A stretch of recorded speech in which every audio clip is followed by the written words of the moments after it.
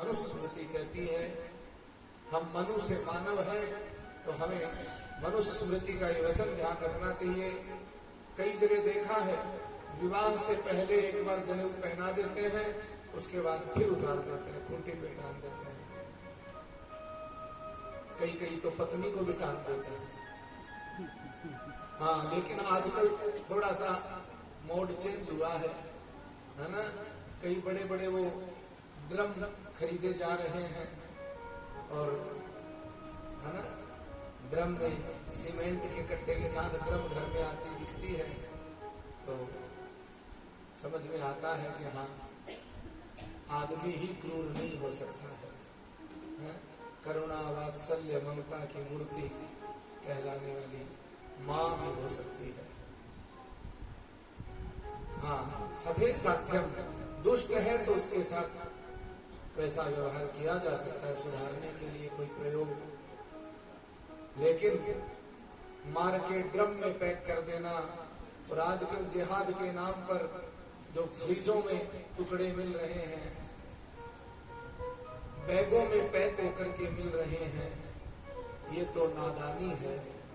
अभी संत जी जो आए थे वो कह रहे थे अपने बच्चों को कार देना या न देना, किंतु संस्कार अवश्य देना, कि वो ऐसे किसी चंगुल में न फंस जाए, ऐसे किसी गलत परिदृश्य में न जाए। संतान ने ऐसा ध्यान रखना चाहिए। इधर नंद बाबा इत्यादि सब मिलकर के पुनः वृंदावन लौट जाते हैं। भगवान सभी विद्याएं पूरी करके गुरु माता जी से कहते हैं गुरु दक्षिणा चाहिए।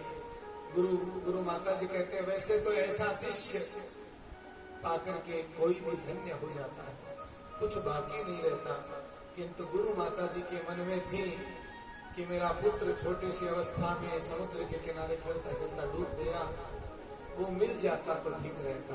प्रभु जान गए, बोले अवश्य माता, हे गुरु माता, मैं अवश्य आपके पुत्र को लेकर के आऊंगा, क्योंकि गुरु माता ने सुन रखा था कि इन्होंने क्या क्या नहीं किया। अब भगवान जाते हैं, समुद्र देवता तैयार खड़े थे सामने हाथ जोड़े, बोले मैंने राम अवतार में थोड़ी लेट कर दी थी, देख लिया आपका रौद्र रूप, इसलिए तैयारी खड़े। बोले प्रभु कोई बताओ आदेश। बोले हमारे गुरु माता जी का पुत्र यहाँ डूबा था। बोले यहाँ एक पंचजन राक्षस रहता है, हो सकता वो खा गया हो, जाओ। भगवान पंचजन्य राक्षस का उद्धार करते हैं, उसका पेट चीरते हैं, नहीं मिले तो उसके शरीर से शंख प्रकट करते हैं, जिसका नाम पड़ा पांचजन्य, जिसे भगवान ने युद्ध में बजाया था। पांचजन्य ऋषिकेश, गीता जी के प्रथम अध्याय में आता है, भगवान ने पांचजन्य नामक शंख बजाया। और देखा कहीं हो न हो यमराज जी के पास तो मिलेगा, सीधे धर्मराज जी के पास पहुंचे, स्वागत हुआ। बोले हम अपने गुरु माता गुरु जी को वचन दे के आए हैं, गुरु दक्षिणा में पुत्र चाहिए। उस पुत्र को लिया, आकर के गुरु जी गुरु माता जी के चरणों में अर्पण करके कहा और भी कुछ आपको चाहिए तो बता दें, आज मैं आपको गुरु दक्षिणा में जो चाहे सो दे सकता हूं। रोने लगे गुरुदेव, गुरु माता के आंखों से आंसू झरझर गिर रहे हैं। हमारे पुत्र को यथावत जैसा छोड़ा था वैसा का वैसा पुत्र आज मिल गया, और क्या चाहिए भला। अपने बच्चों को अच्छे संस्कार दे। स्मृति कहती है, नीति शतक कहते हैं, माता शत्रु पिता बैरी। ये नहीं कि हर माता दयालु ही होती है, नीति कहती है वो माता परम शत्रु है, वो पिता परम बैरी है। ये न बालो न पाठित, जो अपने बच्चों को अच्छी पढ़ाई नहीं पढ़ाते, अच्छे संस्कार नहीं पढ़ाते। अरे आजकल वाली इंजीनियरिंग डॉक्टरी चीरा फाड़ी वाली केवल पढ़ाई नहीं है।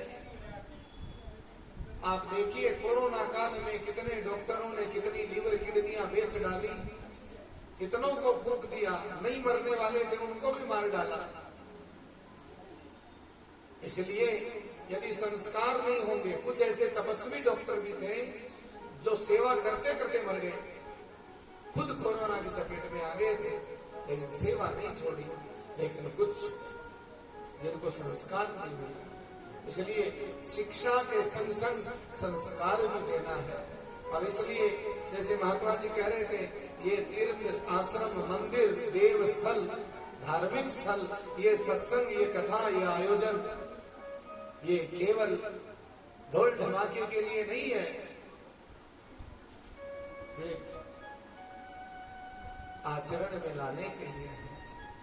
जैसे एक भोजन के साथ रोटी के साथ सब्जी भी चाहिए, उसमें नमक मिर्ची भी चाहिए, कुछ मीठा भी हो जाए तो ठीक है, ऐसे ही थोड़ा गायन वादन नर्तन संगीत हो, किंतु मूल उद्देश्य कथा हमारे जीवन में उतरे, हमारे कुल परिवार समाज को संस्कारित कर सके। कथा का मूल उद्देश्य यही है। नहीं तो परीक्षित जी भी राजगद्दी पे बैठे बैठे सुन लेते, क्या सुनाने वालों की कमी थी? किंतु जब तक थोड़ा त्याग ना हो, थोड़ा सेवा ना हो, घर से चल के आए, जो जो पग आगे धरे कोटि यज्ञ समान, अपने गुरु स्थान की ओर, धर्म स्थान की ओर, संत सेवा की ओर जब जब बढ़े। और पानीपत से तो महाराज इतना स्नेह मिलता है, हम रोजाना किसी न किसी को टाल रहे हैं, लेकिन कभी थोड़ी देर कहीं जाना पड़ रहा है, कभी कहीं जाना पड़ रहा है। अब 2-3 परिवार और हैं, वो कह रहे आज आ जाओ, कल आ जाओ, परसों आ जाओ। अब 2-3 दिन है, देखते हैं जैसे ठाकुर जी की इच्छा होगी। हाँ, एक तो हमारे गिरधर जी हैं, हाँ, गिरधर जी कह रहे हैं एक ही चीज चाहिए, क्या? जब जब आप पानी बताओ एक बार घर पे जरूर आना, बस और कुछ नहीं। हाँ, बोले राधे राधे, ऐसा सुंदर भाव है।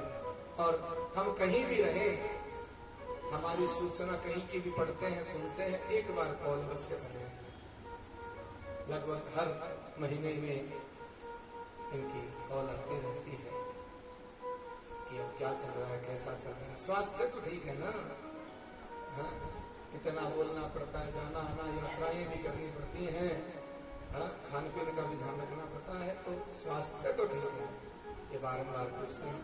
और चूंकि हमारे एक्सीडेंट की भी खबर इनको है ही, तो डॉक्टरों ने तो ऑपरेशन बोला हुआ है एक्सीडेंट के बाद से।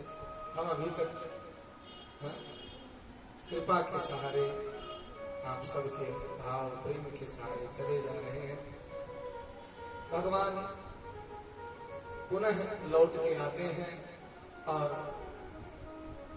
लौट के आने के बाद प्रसंग तो एक भगवान के उद्धव जी का और वृंदावन प्रेषण का भी है, किंतु कल समय मिला तो इस प्रसंग को प्रारंभ में सुनाएंगे। आज इस प्रसंग को नहीं सुना पाएंगे, क्यों कि उद्धव जी और गोपियों की जो ज्ञान चर्चा हुई है, जो योग चर्चा हुई है, वो अद्भुत है। आज भी आप कभी जाओ वृंदावन परिक्रमा में, तो वहां उद्धव वाटिका है, जहां उद्धव जी गए थे 2 दिन के लिए और रहे 6 महीने। तो 6 महीनों की बात महाराज 6 मिनट में कैसे पूरी करें, है ना? तो इसलिए बोलिए भक्तवत्सल भगवान की जय। इधर मथुरा पर और अस्ति और प्राप्ति, जो कंस की 2 पत्नियां थीं, उनके पिता जरासंध ने मथुरा पर आक्रमण किया, और 1 बार 2 बार 3 बार नहीं, और कोई 100 1000 लाख के साथ में नहीं, 23 अक्षौहिणी सेना के साथ 17 बार आक्रमण किया, जिस सेना के सामने आपके कुरुक्षेत्र का महाभारत युद्ध भी कुछ नहीं। बोलो राधे राधे। हाँ, इसलिए ठीक किया हमने उद्धव प्रसंग नहीं छेड़ा, क्यों कि माइया आदि तो दरवाजे की ओर देख रहे हैं, प्रसाद की ओर। हाँ, कि प्रसाद रखा जा रहा है, अब चले, समय हो गया प्रसाद लेकर के। तो 23 अक्षौहिणी सेना लेकर के 17 बार आया जरासंध, किंतु कभी जीत नहीं पाया। श्रीमद् भागवत के 10वें स्कंद के उत्तरार्ध में ये प्रसंग आता है 50वां, है ना, जिसके बाद 50 को इंग्लिश में क्या कहते हैं 50, उसके बाद में क्या आता है 51, 51, अर्थात अब अपने आप को 1 की ओर ले चलो। जब आदमी 50 से ऊपर का हो जाए तो भोग विलासों